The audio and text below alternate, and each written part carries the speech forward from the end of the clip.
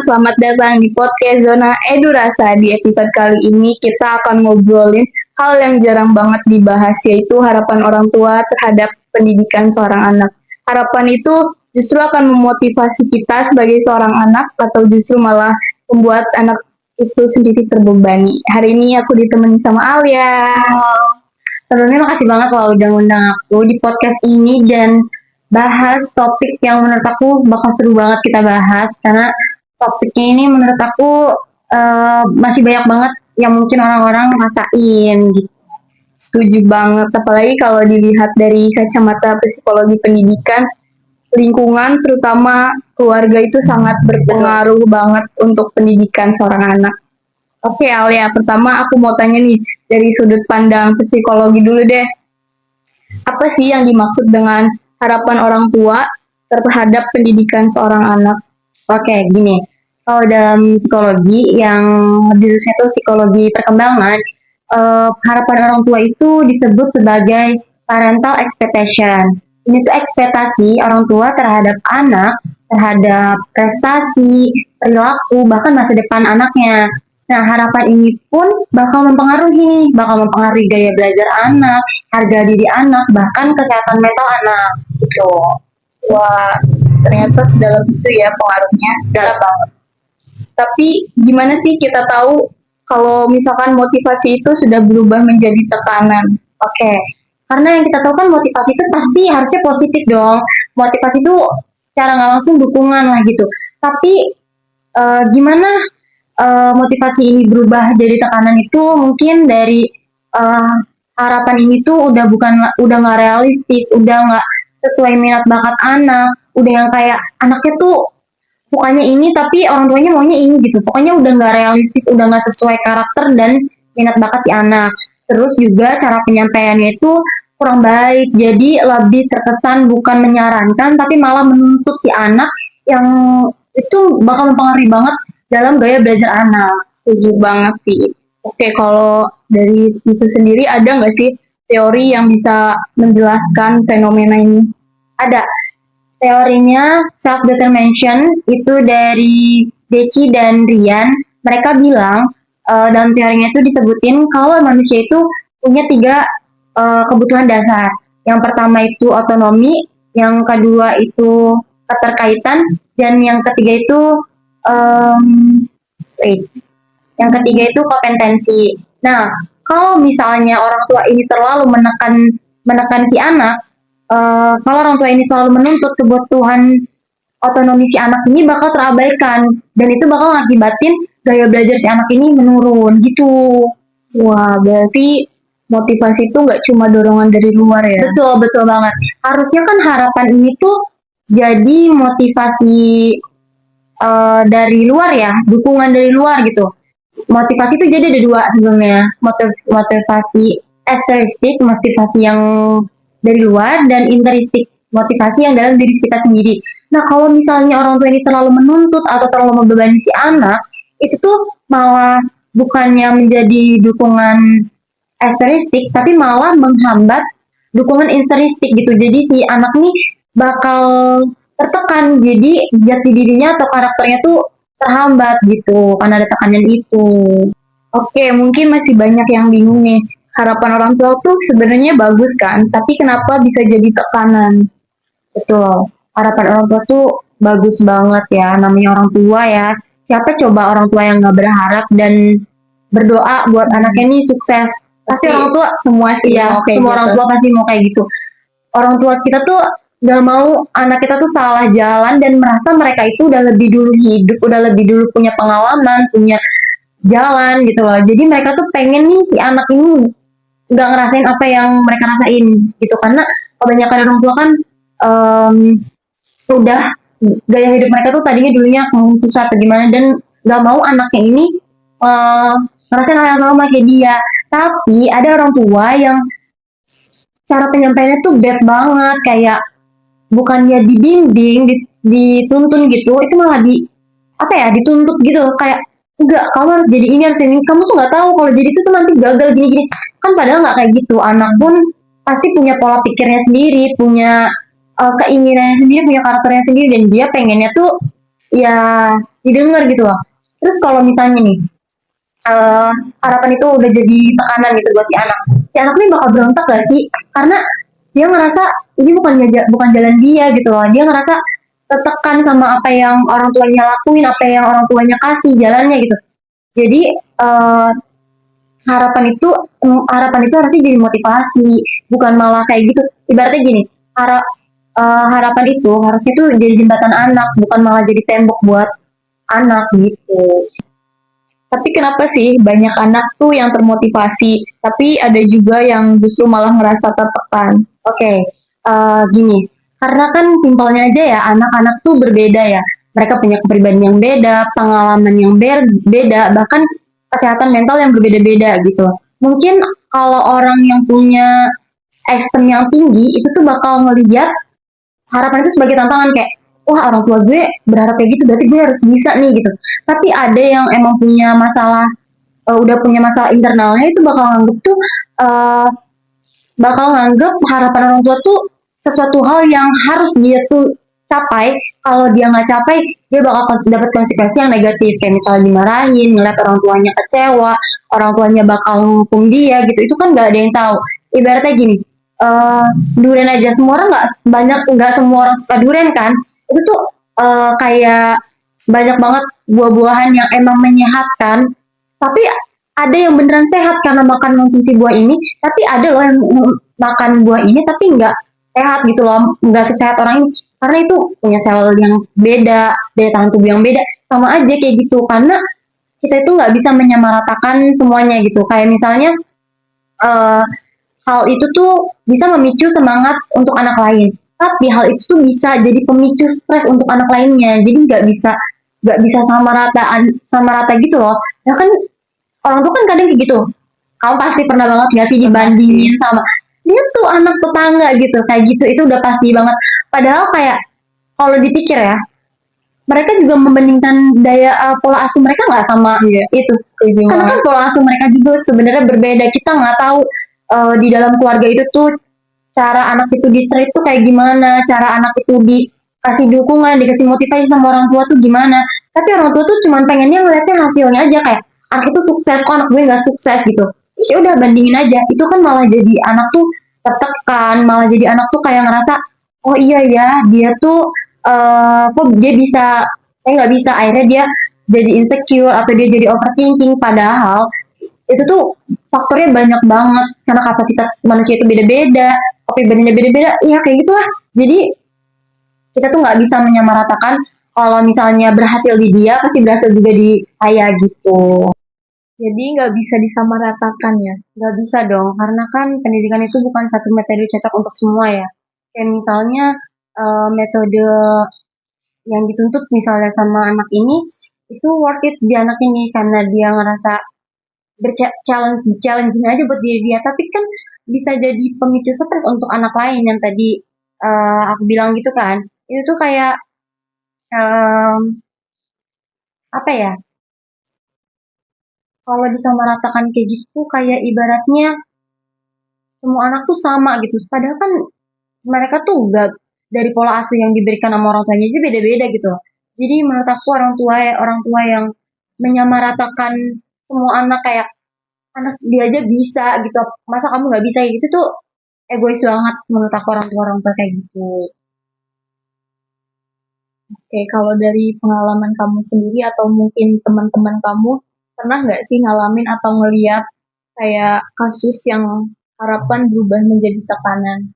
Oke, mungkin dari aku sendiri pun aku pernah ngerasain. Jadi FYI, keluarga aku tuh aku tiga bersaudara, aku anak kedua dari tiga bersaudara, dan aku tuh cewek satu-satunya.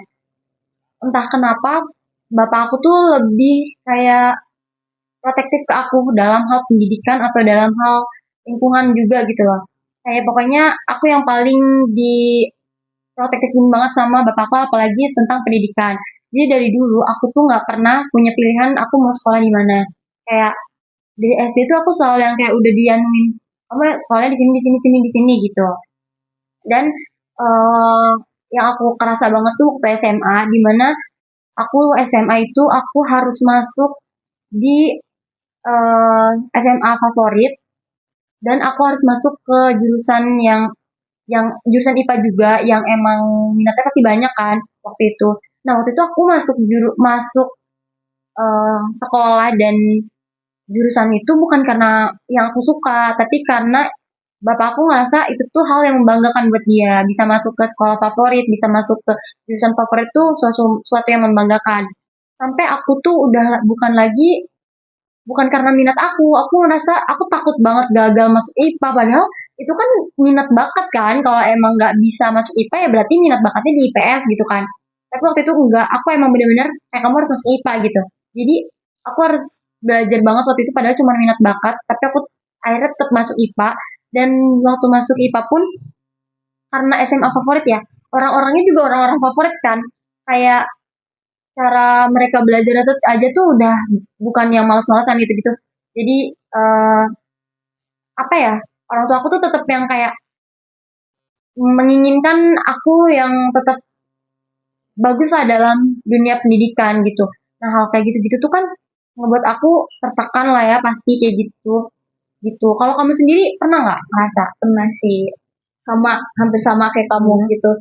Itu tapi waktu aku SMP, aku tuh maunya masuk di negeri. Cuman orang tua aku masukin aku di swasta. Tapi sekarang tuh kayak kerasa banget gitu, apa sih? Emang itu tuh yang terbaik buat Iya. aku karena emang apa sih? Metode pembelajarannya tuh beda banget. Jujur jauh lebih bagus di swasta dibanding negeri. Ini bukan menjelekkan negeri ya guys, tapi emang beda banget sih. Kalau kalau aku tuh waktu dapat kayak gitu, aku tuh sempet yang pengen berhenti sekolah karena jujur wak- waktu itu kan aku masuk SMA itu pandemi. Itu bener-bener kita daring dong 2 tahun. Dan aku masuk ke sekolah favorit ini, orang-orangnya juga banyaknya orang-orang ambis. Dan aku nggak punya teman sama sekali dari SMP. Jadi mereka tuh udah punya teman dari SMP-nya gitu loh. Jadi waktu daring itu aku bener-bener, aku ngerasa itu salah satu apa ya, titik terendah aku dalam dunia pendidikan ya, karena aku nggak punya temen. Aku tuh kalau waktu itu kayak mau bikin kelompok segala tuh susah sampai nangis-nangis karena nggak ada yang mau, karena bener-bener udah pada punya circle masing-masing kayak gitu. Dan itu tuh ngebuat mental aku tuh kayak tertekan banget sampai aku tuh bener-bener bilang ke mama aku kayak aku mau mau pindah sekolahnya, aku nggak bisa di sini gitu. Kerasa banget, tapi akhirnya kebayarkan banget waktu kelas 3 SMA itu akhirnya mulai masuk. Kan awal waktu kelas 2 tuh udah ada persesi gitu kan. Nah, pas persesi pun aku sebenarnya gak punya temen, tapi waktu itu aku ngasain banget buat punya temen karena aku capek ada di posisi itu. Terus aku pengen punya temen juga karena masa-masa SMA tuh berat juga gitu loh kalau dijalanin sendiri. Sampai akhirnya aku tuh ngebelanin diri buat kenalan sama satu temen dan akhirnya kita kenalan berdua.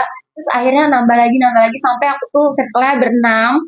Terus abis itu eh, di kelas 3 aku bener-bener ngerasain dunia SMA.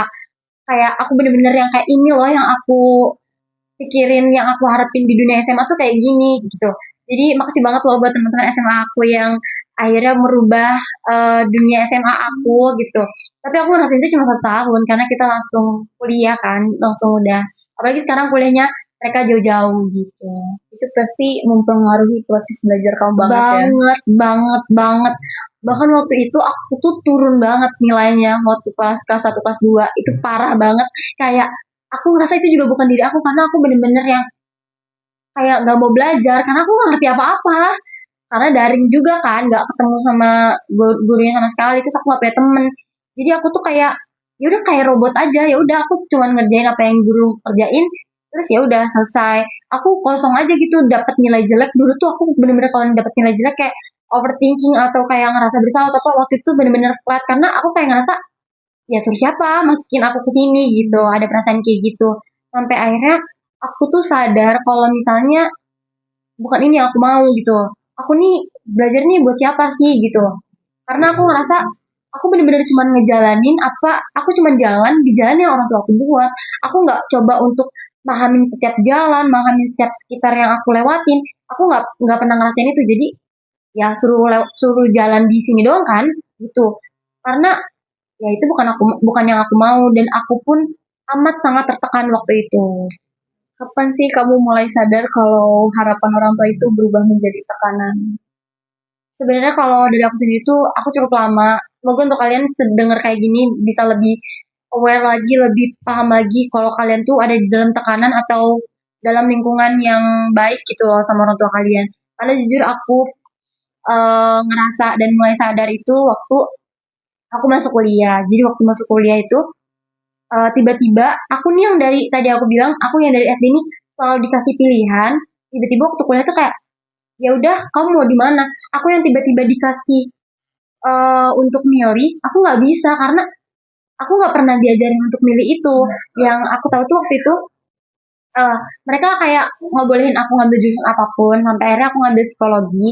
Nah, waktu ngambil psikologi tuh mereka awalnya nggak kayak psikologi itu apa gini-gini. Sampai akhirnya aku bilang komunikasiin sama orang tua gitu, psikologi itu apa gitu-gitu. Akhirnya mereka kayak ya udah kalau yang kamu mau gitu.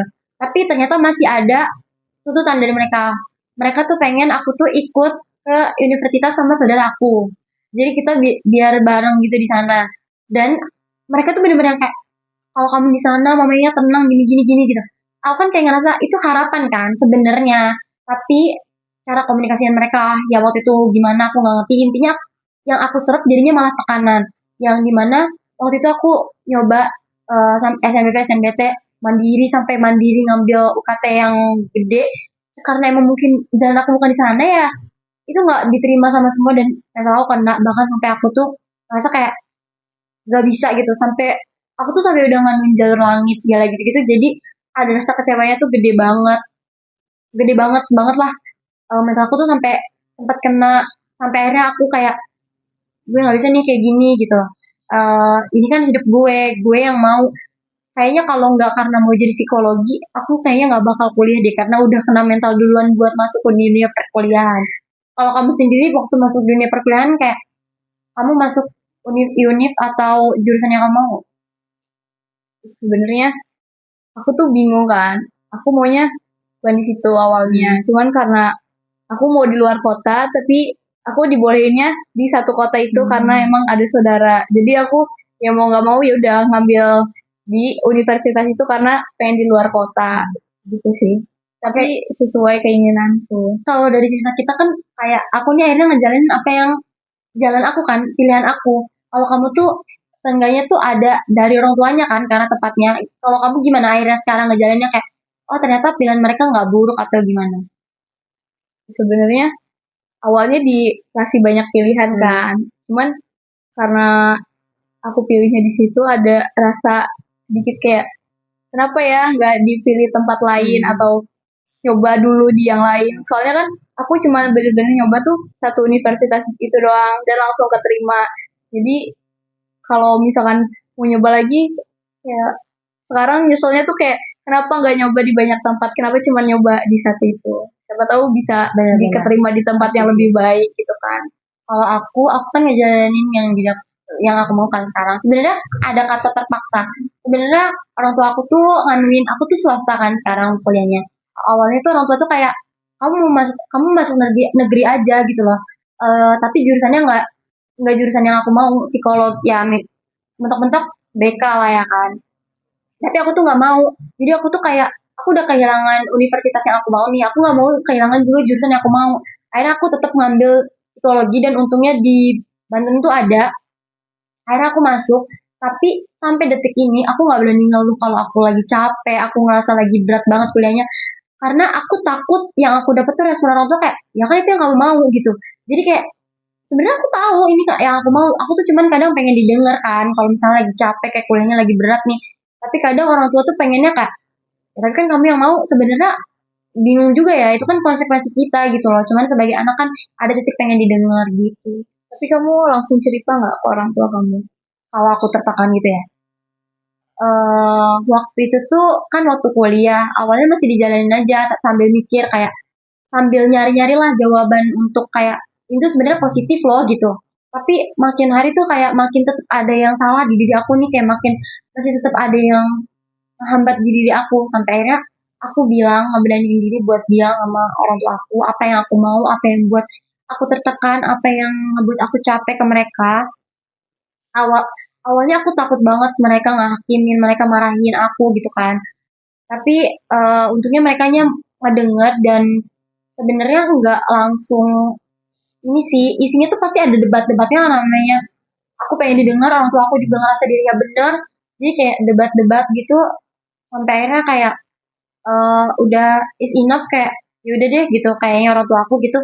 Sampai akhirnya kayak yaudah eh aku dikasih apa yang aku mau, tapi mereka pun ada titik yang kalau misalnya aku kayak lagi ngelakuin kesalahan atau apa, jadi kayak ya kan itu yang nggak mau gitu. Itu sebenarnya nggak apa-apa, itu ngebuat aku belajar. Cuman aku ngedapetin itu tuh waktu aku dewasa yang kayak gimana itu tuh udah telat gitu loh. Kayak gitu. Dan mereka pun nggak langsung berubah, tapi seenggaknya aku udah menyuarakan apa yang aku rasain. Oke, sekarang kita bahas nih solusinya. Gimana sih caranya supaya harapan orang tua tuh tetap bisa menjadi motivasi tanpa membuat stres? Oke, mungkin dari orang tuanya dulu. Em, untuk para orang tua nih ya. Sebelumnya aku juga mau ngasih eh ini banget ya buat kalian nih, janganlah cepet-cepet nikah gitu loh. Kalau misalnya emang kalian dari segi mental, apalagi ekonomi belum siap, ya janganlah nih cepet-cepet nikah gitu loh. Karena yang bakal ngerasain kayak gini-gini tuh anaknya Ya, gitu loh. setuju banget sih. Terus kayak ini tuh banyak banget dan aku berharap di era kita yang sekarang tuh udah nggak ada. Tapi di era aku mungkin ya orang tua aku itu tuh masih banyak banget eh, orang tua yang masih menyepelekan asuransi pendidikan dan asuransi kesehatan untuk anaknya. Itu kan kayak padahal itu penting banget gitu loh. Harusnya sebagai orang tua itu menjadi tempat ternyaman untuk anaknya cerita, untuk anaknya sharing apa yang mereka mau, untuk menjadi orang yang support apa yang anaknya mau gitu loh. Bukan malah orang tua nih ya pengen menang sendiri gitu loh. Bahkan tuh yang aku tahu orang tua tuh masih ada yang em, apa ya, yang menuntut anaknya ini untuk jadi apa yang dia mau, menuhin inner child-nya gitu. Itu masih banyak Masih banyak banget. sih. Jadi menurut aku itu kan gak sehat sian anaknya gitu loh. Jadi untuk para orang tua, aku minta banget untuk kasih waktu untuk anaknya memulai apa yang dia mau, apa yang dia inginin. Dengerin deh apa yang dia mau gitu loh. Coba deh kenalin anak kalian tuh dari karakternya, minat bakatnya tuh apa. Terus kalau udah tahu ya kalian dukung gitu loh. Kalian kasih motivasi, jangan malah yang kayak kamu tuh nggak bakal bisa, kamu tuh pasti gagal di jalan itu gitu. Jangan yang kayak gitu. Kalau emang nanti ada kesalahan-kesalahan ya tolong disupport gitu loh. Karena kan eh, anak itu nggak bisa yang tiba-tiba langsung hasilnya yang kalian mau gitu loh. Prosesnya tuh tolonglah ditemenin gitu loh. Jangan ngeliat hasilnya aja, tapi temenin prosesnya juga gitu.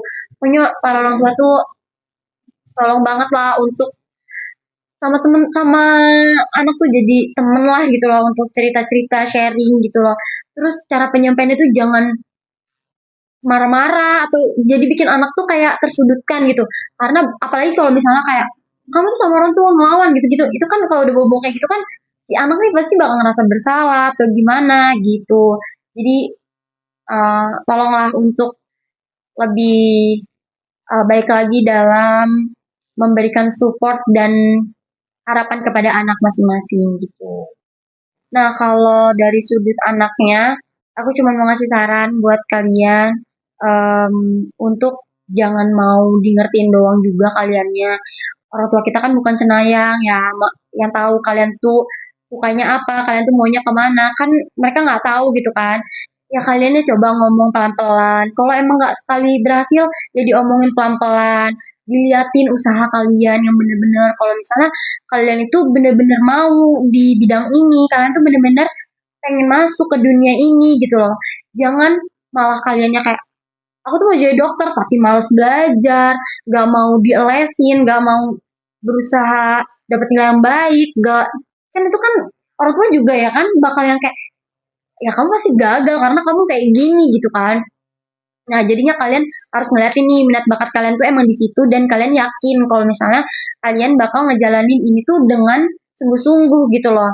Terus juga buat kalian nih yang emang mungkin kayak aku yang agak cukup lama ya untuk sadar kalau kalian tuh ternyata ada di bawah tekanan orang tua kalian, tuh kalian bisa banget minta dukungan di orang-orang terdekat kalian, teman-teman kalian, kerabat kalian, atau kalau emang udah ngerasa kalian nggak bisa apa ya, nahan sendiri, udah kayak ngeganggu lah rasa itunya tuh kayak udah tertekannya tuh udah ke mental banget, kalian bisa banget buat coba ke profesional, ke psikolog gitu loh.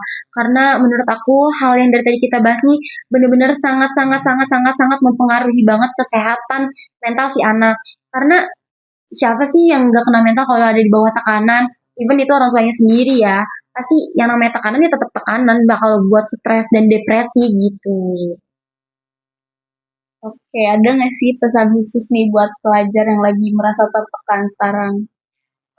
Mungkin buat kalian yang ada di itu sebenarnya berarti ada di lingkungan toksik ya berarti kalian bisa untuk coba keluar dari zona ini kalian coba buat berani keluar dari zona nyaman kalian pasti banyak banget konsekuensi yang harus kalian dapetin tapi kalau misalnya kalian bakal ada di lingkup ini itu bakal mempengaruhi mental kalian dan secara nggak langsung nantinya mental kalian kan nggak stabil nanti kalian punya anak nanti kalian kayak gitu lagi dan itu tuh jadinya nggak kayak suatu rantai aja nggak bakal putus gitu loh terus-terusan sampai ke anak cucu gitu dan kalian tuh nggak sendiri aku yakin banget pasti banyak banget yang ngerasain hal ini yang ada di lingkungan kayak gini aku nggak nyalahin orang tuanya mungkin orang tuanya eh cara mendidiknya salah atau gimana enggak cuman aku ngerasa ini tuh sebenarnya benang merahnya dari komunikasi entah dari anaknya yang nggak mau memulai komunikasi atau dari orang tuanya yang emang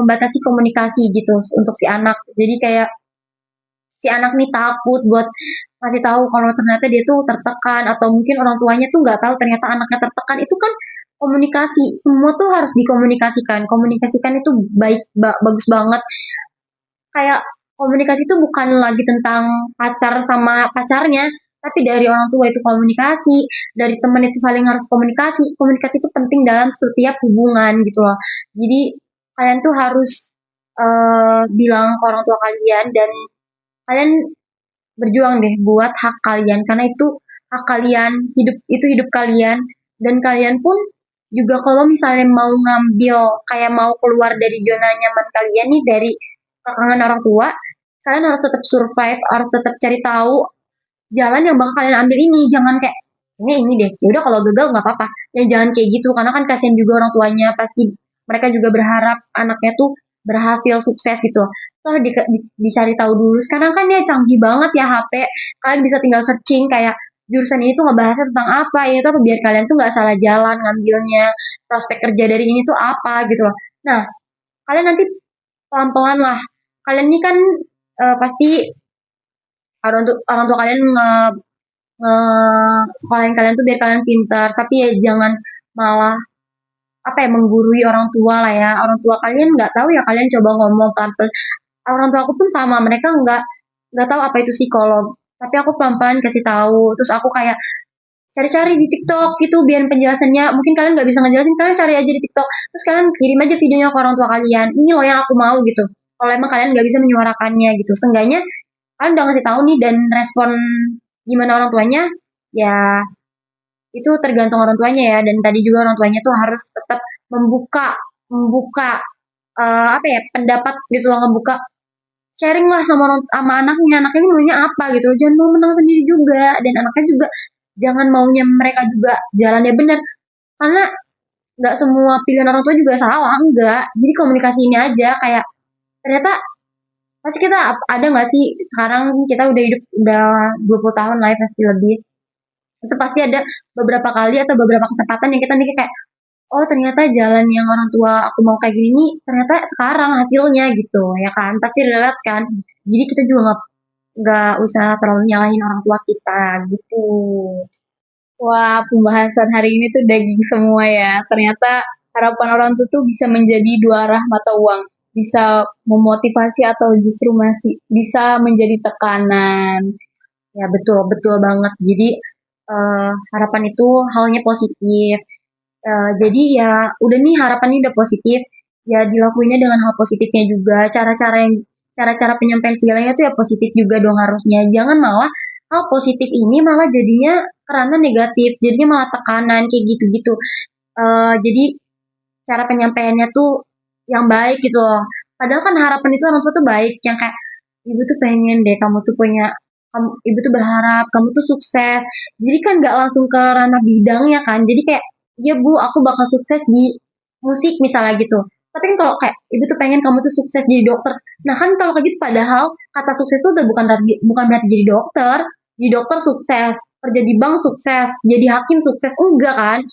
Dia bisa survive hidupnya sendiri aja tuh udah sukses kok guys. Udah kata pencapaian sukses tuh udah beda-beda gitu loh. Jadi kayak sekarang pun misalnya di titik ini kita sukses untuk mengerjakan tugas-tugas selama semester itu termasuknya udah sukses ya. Cuman kan nanti ranah selanjutnya mungkin pas pekerjaan kayak ternyata kita sukses nih. Kalau kita udah punya mobil kan apa ya, standar kesuksesan orang tuh beda-beda gitu loh. Kayak ada yang menganggap sukses itu ya dengan cara punya rumah doang, atau ada yang menganggap sukses tuh yang emang harus punya rumah, punya mobil, harus 2 digit kayak gitu-gitu kan beda-beda gitu. Jadi gak bisa disamaratakan Nggak ya bisa. semuanya. Makasih banget nih buat Alia udah sharing banyak banget insight hari ini. Semoga yang dengerin podcast ini untuk orang tua maupun anak bisa mendapatkan perspektif baru. Ya semoga tadi kalian bisa dengerin dan bisa bisa menyuarakan lah ya apa yang kalian mau akhirnya gitu. Aku makasih banget udah mau dengerin cerita aku juga di sini dan semoga banyak yang terinspirasi dan berani untuk speak up ke orang tuanya. Semangat guys. Alright, oke deh. See you next video. Bye bye.